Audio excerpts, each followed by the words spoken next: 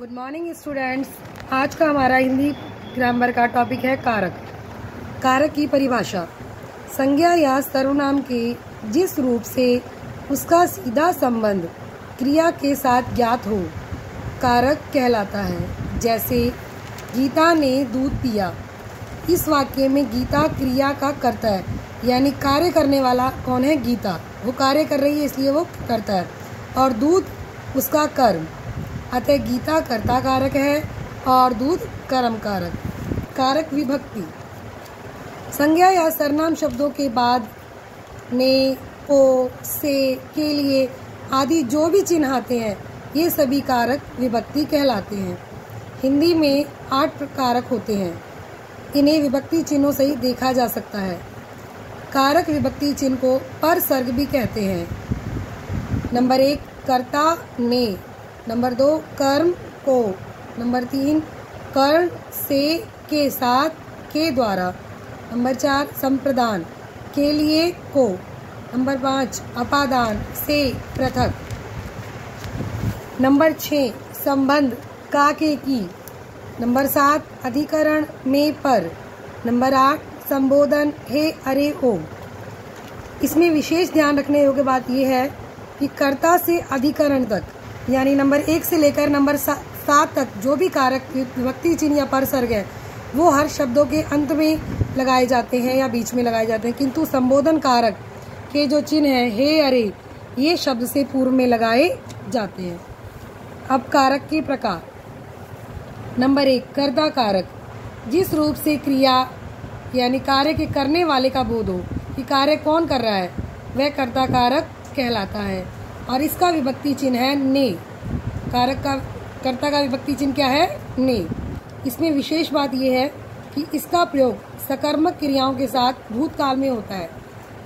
कर्ता कारक का प्रयोग अकर्मक क्रियाओं के साथ भूतकाल में नहीं होता, केवल सकर्मक क्रियाओं के साथ भूतकाल में होता है। नंबर 2 वर्तमान और भविष्य काल में इसका प्रयोग नहीं होता।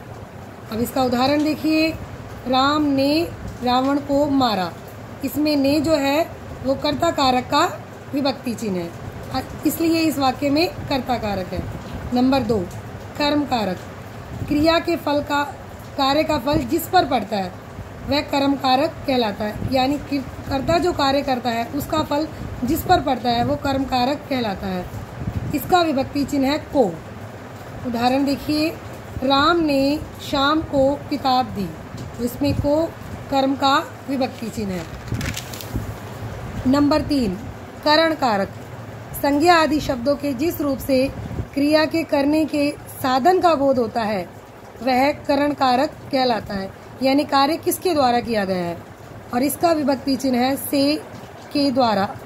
उदाहरण देखिए। अर्जुन ने बाण से जयद्रथ को मारा। तो किससे मारा? बाण से, यानी कार्य करने के लिए किस साधन का प्रयोग किया गया? बाण से। तो से है कर्ण कारक। नंबर 4 है संप्रदान कारक। संप्रदान का अर्थ होता है देना। कर्ता जिसके लिए कुछ करता है उस रूप को संप्रदान कारक कहते हैं, और इसका विभक्ति चिन्ह है के लिए। संप्रदान कारक का विभक्ति चिन्ह है के लिए। उदाहरण देखो। स्वास्थ्य के लिए सूर्य को नमस्कार करो, यानी हमें अगर अच्छा स्वास्थ्य चाहिए तो हमें क्या करना है? सूर्य को नमस्कार। तो के लिए क्या है? संप्रदान कारक का विभक्ति चिन्ह। नंबर 5 अपादान कारक। संज्ञा के जिस रूप से एक वस्तु का दूसरी वस्तु से अलग होना पाया जाए वह अपादान कारक कहलाता है। इसमें एक बात ध्यान रखने वाली है, कर्ण कारक का चिन्ह भी से होता है और अपादान का भी से, लेकिन करण कारक में से अलग नहीं होता, लेकिन अपादान कारक में जो से है उसका मतलब होता है पृथक होना, और इसका विभक्ति चिन्ह से, और इसका अर्थ है किसी चीज को किसी से अलग करना। इसका उदाहरण है पेड़ से पत्ता गिरा, यानी पत्ता जो है वो पेड़ से अलग हो गया, पृथक हो गया। तो से इसमें अपादान कारक का विभक्ति चिन्ह है। नंबर 6 है संबंध कारक। शब्द के जिस रूप से किसी एक वस्तु का दूसरी वस्तु से संबंध प्रकट हो, यानी उसका उसके साथ क्या संबंध है वह संबंध कारक कहलाता है। इसका विभक्ति चिन्ह है का, के, की, रा, रे, री। उदाहरण देखिए। यह कमला की गाय है, यानी गाय का संबंध किससे है? कमला से, और की संबंध कारक का विभक्ति चिन्ह है। नंबर 7 अधिकरण कारक। शब्द के जिस रूप से क्रिया के आधार का बोध हो, अधिकरण कारक कहलाता है। और इसका विभक्ति चिन्ह है में, पर, यानी जिससे ये पता चले कि इस क्रिया का आधार क्या है। उदाहरण देखिए, भंवरा फूलों पर मंडरा रहा है, यानी भंवरा किस पर मंडरा रहा है? फूलों पर। तो पर क्या हो गया? इसका फूल हो गया इसका आधार, और पर हो गया अधिकरण कारक का विभक्ति चिन्ह। और अंत में है लास्ट 8वें नंबर पे संबोधन कारक, जिससे किसी को बुलाने या सचेत करने का भाव प्रकट हो, उसे संबोधन कारक कहते हैं। इसका विभक्ति चिन्ह हे, अरे, ओ आदि है। इसका उदाहरण देखिए, हे भगवान, ये क्या हो गया? इसमें ये और इसमें हमेशा विस्मयादि बोधक चिन्ह लगता है। यह है संबोधन कारक।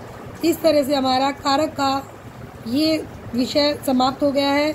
आशा करती हूँ आपको अच्छी तरह समझ में आया होगा। धन्यवाद।